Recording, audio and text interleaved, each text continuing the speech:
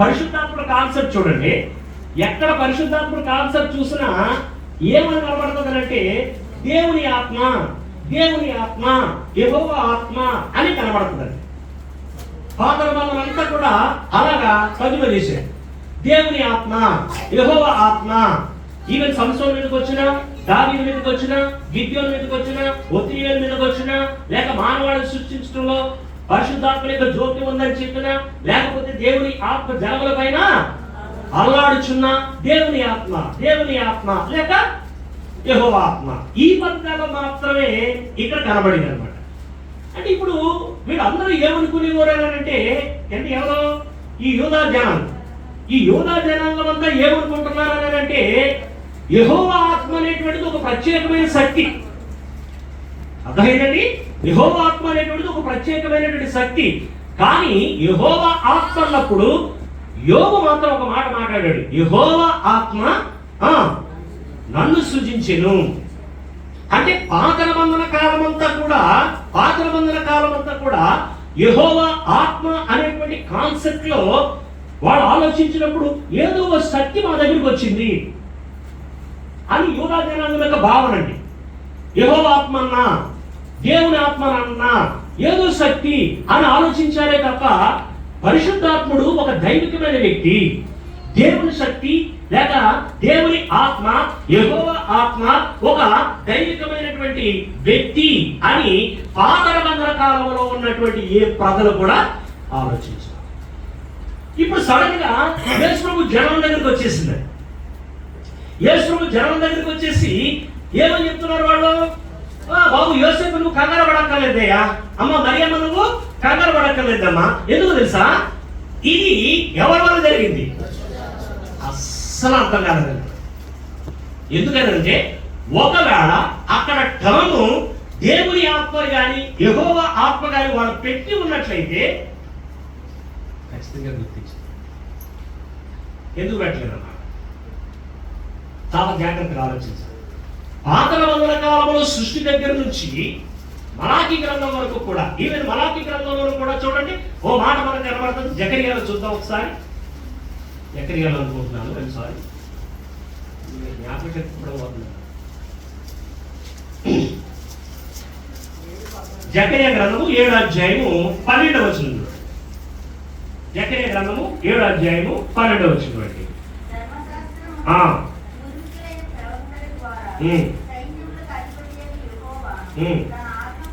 తన ఆత్మ ప్రేరేపణ. అర్థమైందండి? ఎవరాత్మ? అర్థమైందండి? ఎక్కడ చూసినా పరిశుద్ధాత్మ గురించి ఈ మాటలు, దేవుని ఆత్మ, యెహోవా ఆత్మ, తన ఆత్మ, ఈ పదజాలాలు కనబడుతున్నాయండి. మనం ఈ పదజాలాలు కనబడుతున్నాయి. పరిశుద్ధాత్ముడు అనేటువంటి పదజాలము ఎక్కడ కనబడలేదు?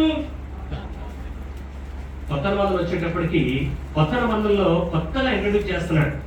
పరిశుద్ధాత్మ శక్తి నిన్ను, సర్వోన్నత యొక్క శక్తి నిన్ను కమ్ముకుంది. పరిశుద్ధాత్ముడు నీ మీదకి వచ్చాడు. అంటే కొత్త నిబంధన వచ్చేటప్పటికి డైరెక్ట్ గా పరిశుద్ధాత్ముడిని ఓ శక్తిగా పరిచయం చేయవలసిన అవసరత ఏర్పడింది. ఎందుకని? ఇప్పుడు ఈయన యేసు వస్తాడు, ఏదో ఉంటాడు ఇక్కడ అంతే. ఓ 34 సంవత్సరాలు ఉంటాడు ఆయన. ఈ 34 సంవత్సరాల తర్వాత యేసు ఏం చేస్తాడు? వెళ్ళిపోతాడండి. మరి ఎవరు రావాలి? పరిశుద్ధాత్మ రావాలి. కాబట్టి ఇప్పుడు ఎవరిని ఇంట్రడ్యూస్ చేయాలి? యేసు ప్రభు అని చెప్పి యేసు ప్రభు యొక్క జననము దగ్గర నుంచి కూడా పరిశుద్ధాత్ముని ఓ దైవికమైన వ్యక్తిగా పరిచయం చేస్తున్నాడు దేవుడు. అది ప్రజలకు అర్థం కాదు. పరిశుద్ధాత్ములు ఎవరో అన్నట్టు చూశాడు అనమాట. ఎవరో యోసేపు. పరిశుద్ధాత్ముడు ఎవరో అన్నట్టు చూసిందండి. ఎవరో అంటే పరిశుద్ధాత్ముని యొక్క శక్తి నిన్ను కమ్ముకున్నాడు. సర్వోన్నత శక్తి నిన్ను కమ్ముకున్నది. పరిశుద్ధాత్ముడు నీ మీదకి వచ్చాడు. ఈ సందేశం వాళ్ళకి అర్థం కాదు. కారణం ఏంటంటే యూదా జనాంగానికి పరిశుద్ధాత్మను గురించినటువంటి అవగాహన లేకపోవడం వల్ల వారు కేవలం దేవుని ఆత్మ, యెహోవా ఆత్మని మాత్రమే గుర్తించడం వల్ల ఒకేసారి యేసు ప్రభు జన్మం దగ్గర పరిశుద్ధాత్మ వల్ల ఆమె గర్భం ధరించిందని చెప్పడం వల్ల పరిశుద్ధాత్ముడు ఎవరు? ఆశ్చర్యాన్ని పరిశుద్ధాత్మ యొక్క సందేశం వాళ్ళకి అర్థం కాలేదండి. పరిశుద్ధాత్ముడు తనని కమ్ముకోవడం అర్థం కాలేదండి. సర్వోన్నత శక్తి తన దగ్గరికి రావడం తనకు అర్థం కాలేదండి. సరే, అర్థం కాకపోయినప్పటికీ కూడా ఈయన ఎవరండి? నీతిమంతుడు. ఆల్రెడీ ఆమె మాత్రం గర్భవతి. ఎవరు? మరియ మాత్రం గర్భవతి. ఇందులో ఏమాత్రం తిరిగిలేదు. ఏ మనుషుని యొక్క జోక్యము లేదు, ఏ మనుషుని యొక్క జోక్యము లేదు, ఏ మనుషుని యొక్క ప్రమేయము లేదు. ఇది కేవలము ఎవరి జోక్యం అంటే పరిశుద్ధాత్మ యొక్క జోక్యం. యోసేపుకి పరిశుద్ధాత్ముడు అంటే అవగాహన లేదు కాబట్టి, పరిశుద్ధాత్ముడు అంటే అర్థం కాలేదు కాబట్టి, పరిశుద్ధాత్మ యొక్క క్రియలు తనకి గ్రహించలేకపోయాడు కాబట్టి ఒక ఆలోచన చేసుకున్నాడు. ఏమిటా ఆలోచన? అతను నీతిమంతుడు. ఆ జాగ్రత్తగా ఆలోచించాడు. నీతిమంతుడు కాబట్టి ఓ ప్రోగ్రాం పెట్టుకున్నాడు ఆయన. ఏమిటా ప్రోగ్రాం అండి? ఈమెని ఏమంటే ఎలాగా? నెంబర్ 1 అవమానం చేయించాలండి. అర్థమైందండి ఎంత నీతిమంతుడు? అవమానం చేయొద్దు, మొదటి పాయింట్. రెండోది ఏం చేద్దాం? రహస్యం. రహస్యం ఉంటుందండి అది, రహస్యం ఉంటుంది. ఇప్పుడు ప్రధానం అయిపోయిందండి. ప్రధానం అయిపోయిన తర్వాత రేపు మాపు ఏమవుతుంది?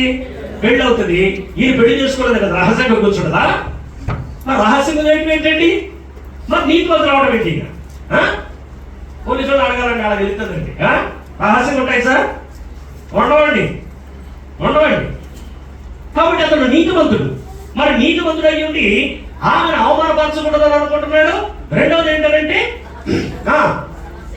చాలా జాగ్రత్తగా ఆలోచించాడు. 100కి 100% కూడా ఆయన నీతిమంతుడే. ఎవరు? యోసేపు నీతిమంతుడు. ఎందుకు నీతిమంతుడు అని అంటే ఇప్పుడు అదంతా చదవడానికి నాకు టైం కుదరదు. మీరు ఇంటికి వెళ్ళిన తర్వాత ఏం చేస్తారంటే, యోసేపు నీతిమంతుడు అనేటువంటి దగ్గర లేవీకాండము 18వ అధ్యాయాన్ని రాసుకో. లేవీకాండం 18వ అధ్యాయం రాసుకుని ఈ 18వ అధ్యాయాన్ని ఇంటికి వెళ్ళిన తర్వాత బాగా చదువుకోండి. అక్కడ సూత్రం వద్ద మీకు చెప్తాను. ఆ సూత్రాలు మాత్రం మీరు వినండి జాగ్రత్త. ఒకటి, ఎవరైనా సరే నెంబర్ 1 ప్రదానం చేయబడ్డారు. ఏమండి? ప్రదానం చేయబడ్డారు. ఏమైనా తిరుగుతా? తిరిగి ఒక కుర్రోడికి ఒక అమ్మాయిని ప్రదానం చేశారు. ఇది ఎక్కడి నుంచి వచ్చినటువంటి నియమం అని అంటే ధర్మశాస్త్రం నుంచి వచ్చినటువంటి నియమం. అర్థమైందండి? ధర్మశాస్త్రం నుంచి వచ్చినటువంటి నియమం అండి. ప్రదానం చేయబడిన తర్వాత ఏమండి నెక్స్ట్ ప్రోగ్రామ్ ఏంటి? వివాహం. పెళ్లి చేసేది. ప్రధానమైన తర్వాత పెళ్లి చేసేది. ఈ ప్రధానానికి వివాహానికి మధ్య ఓ ప్రాబ్లం జరిగింది. ఏంటా ప్రాబ్లం అంటే ఈమె ఇతరుల వల్ల అయినా సరే, అంటే ప్రధానం చేయబడిన వ్యక్తి వల్ల అయినా సరే, లేకపోతే మరొకరి వల్ల అయినా సరే గర్భవతి అయింది అనుకోండి. ఎవరో ప్రధానం చేయబడిన అమ్మాయి, ప్రధానం చేయబడిన అమ్మాయి ఇతరుల వల్ల కానీ, అంటే ప్రధానం చేయబడిన వ్యక్తి వల్ల కానీ, ఒక ఇద్దరు బాగా ఉన్నాడు, ఇంకొకరు ఎవరి వల్ల ఉన్నాడు, ఈయనేమైంది? ప్రధానం చేయబడిన వ్యక్తి గర్భవతి అయింది. ఓకేనండి? గర్భం ధరించింది. అప్పుడు ఆ విషయం ఈయనకి తెలిసిందండి. అప్పుడు ఈయన ఏం చేయాలో తెలుసండి, వెంటనే ఈ అమ్మాయిని తీసుకొని యాజకుల దగ్గరికి వెళ్ళాలి. యాజకుల దగ్గరికి వెళ్ళాలి. వీళ్ళ అమ్మా నాన్నని ఈ అబ్బాయి కలిసి, వీళ్ళ అమ్మా నాన్నని ఈ అమ్మాయిని తీసుకొని యాజకుల దగ్గరికి వెళ్ళి, యాజకుల దగ్గర ఈమె జీవితాన్ని కనుపరచాలి. ఏమంటే నేను నాకు ప్రదానం చేశాను, నేను ఆల్రెడీ పెళ్లికి సిద్ధపడి ఉన్నాను. కానీ నాకంటే ముందుగా ఈమె ఏం చేస్తుందంటే ఇంకొకరితో అక్రమ సంబంధం పెట్టుకొని గర్భవతి అయింది. కాబట్టి ఇప్పుడు నేను ఆమె ఎట్లా పెళ్లి చేసుకుంటాను? నేను పెళ్లి చేసుకోలేను, లేకపోతే పెళ్లి చేసుకుంటాను అనే విషయాన్ని ఏం చేయాలి? యాజకుడికి చెప్పాలి. అప్పుడు యాజకుడు ఏం చేస్తాడంటే ఈ ప్రదానం చేయబడిన అమ్మాయిని, ప్రదానం చేసుకున్నటువంటి అబ్బాయిని ఇద్దరిని కూర్చోబెట్టి మాట్లాడతాడు. ఒకవేళ ఈమె అక్రమమైనటువంటి ఆలోచన ద్వారా ఈమె ఒకవేళ గర్భవతి అయిందనుకోండి, వెంటనే జరిగేటువంటి ప్రోగ్రాం ఏంటో తెలుసండి, ఇతను ఈమెని వెన్నాడేస్తాడు. సంబంధం లేదండి, అసలు సంబంధం లేదు. అంతేకాదు ఈమె ప్రధానం చేయబడినటువంటి ఈ అమ్మాయి ఇతనికి మూల్యము చెల్లించాలి. కొన్ని సినిమాలో ఏం జరుగుతుంది అంటే కాస్త అడ్జస్ట్మెంట్స్ ఉంటాయి. ఎట్లాగంటే ఈమె పాపం చేసింది, తప్పు చేసేసింది, పాపం చేసింది ధర్మశాస్త్రం ప్రకారం. ఇది ధర్మశాస్త్రంలో ఉన్నటువంటి రూల్స్ అన్నమాట. ఈ ప్రధానం చేయబడినటువంటి వ్యక్తి ఏం చేశాడంటే తప్పులు అనేవాళ్ళు అందరూ చేస్తారు. ఆమె ఎవరితో తప్పు చేస్తే చేసిందండి, ఏమి పర్లేదులేండి, నేను ఆమెను చేర్చుకుంటానండి అని అన్నాడు అనుకోండి. ఇతను వచ్చి ఈమె డబ్బు కట్టి ఈమె దగ్గర నుంచి మళ్ళీ ఈమె డబ్బులు కట్టి అప్పుడు వెళ్ళి చేర్చుకోవాలి. వాటి మీకు అర్థమైందా? అంత పక్కన ఉండాలి. ఏంటి ఎవరిదండి సెల్ ఫోన్? ఆ సెల్ ఫోన్ దాంతో తీసేసుకోండి. స్విచ్లు ఆఫ్ చేసుకొని లోపల అడుగు పెట్టండి అని చెప్పాను. చాలా జాగ్రత్త. అర్థమవుతుందా మీకు ఏమన్నా విషయం? ఎంత గొడవ ఉందండి. సార్ మీ డిపార్ట్మెంట్లో పైసలుగా ఉండండి, పెళ్లి చేస్తారండి, పెళ్లి చేస్తారండి, గడతీరండి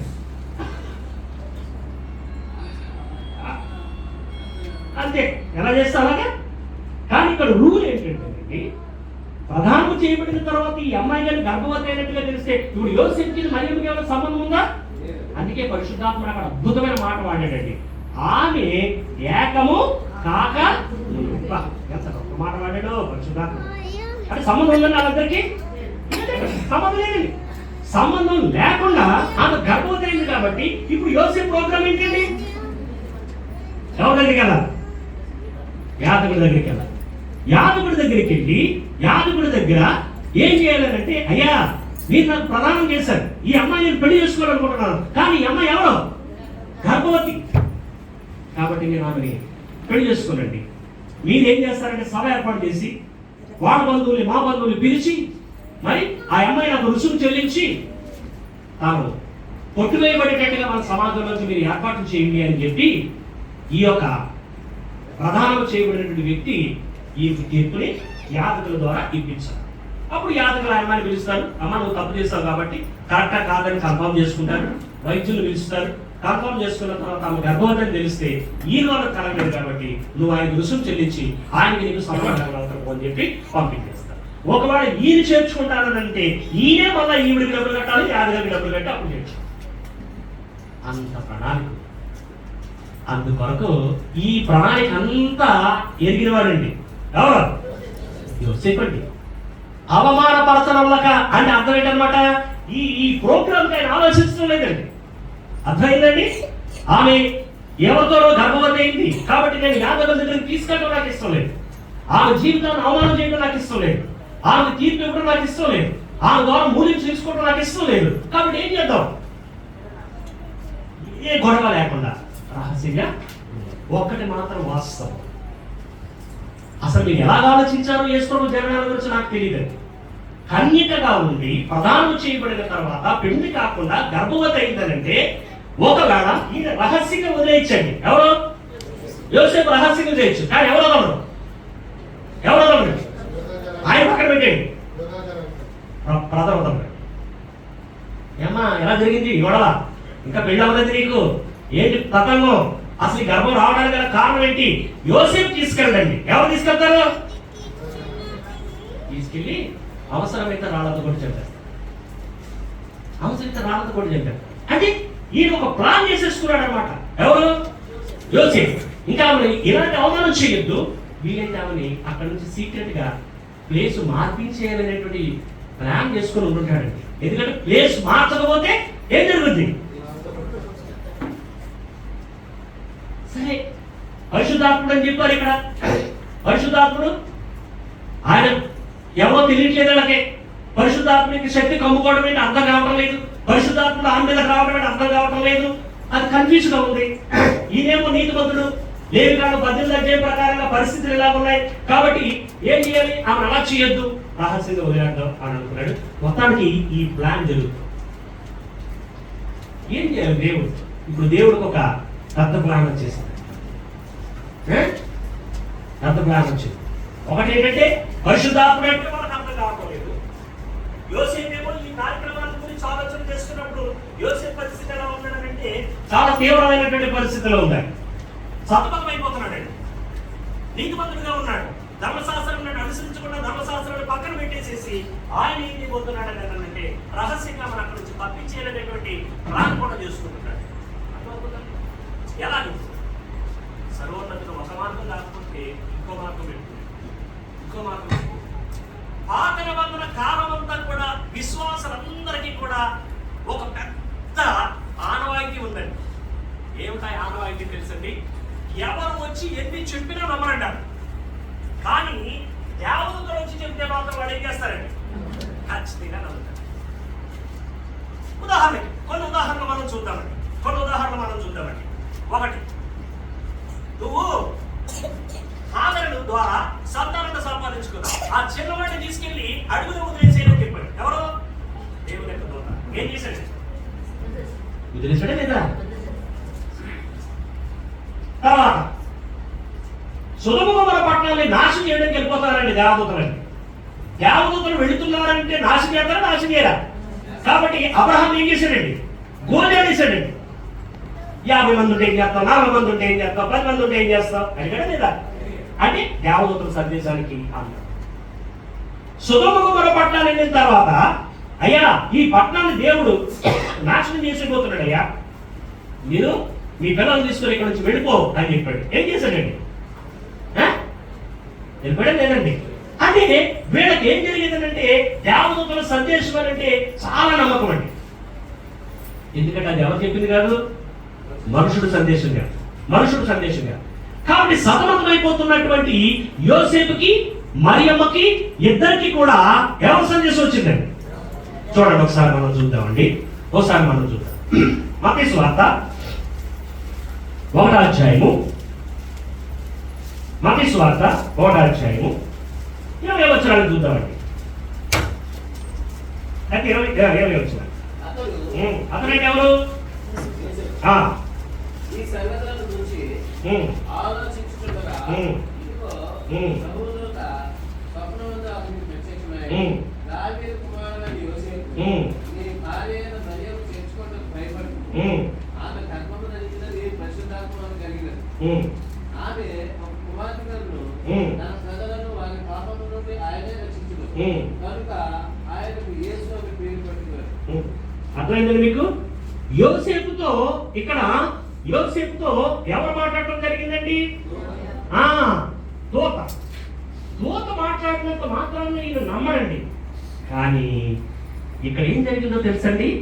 దేవుని దూత యోసేపుతో మాట్లాడుతూ పాత నిబంధన కాలంలో అతి ప్రాముఖ్యమైనటువంటి ప్రవక్త అయినటువంటి యెషయా చెప్పినటువంటి ఒక వచనాన్ని తీసుకున్నాడండి. ఎక్కడ చెప్పాడు యెషయా? ఏమండి? యెషయా గ్రంథము 7వ అధ్యాయము 14వ వచనంలో చెప్పబడినటువంటి వచనాన్ని తీసుకుని, అయ్యా అక్కడ చెప్పబడిన మాట నీ బ్రతుకులో నెరవేరుతుంది అని చెప్పండి. ఎవరితో? యోసేపుతో. ఇక మామూలు ఆనందం కాదండి. ఏంటి? కన్యక గర్భవతి అయి కుమార్తె కంటుంది అనేటువంటి మాట నాకు ప్రధానం చేయబడినటువంటి మరియమ్మ ద్వారా జరుగుతుందా? అందుకు మేము వాడబడ్డామా? అందుకు మేము యోగ్యులమా? అందుకు మా జీవితాలు సరిపోతాయా? ఇక యోసేపు తన కలిగిన ఆనందం సామాన్యమైనది కాదు. లూకా సువార్త 1వ అధ్యాయము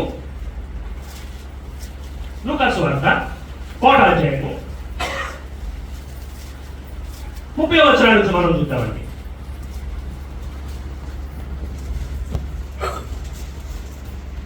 లూకా సువార్త 1వ అధ్యాయము 30వ వచనం.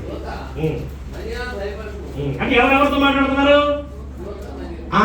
కాబట్టి ఇప్పుడు మరియమ్మతో అన్నమాట. ఇక్కడ మరియమ్మతో వల్ల దూత సందేశం అన్నమాట.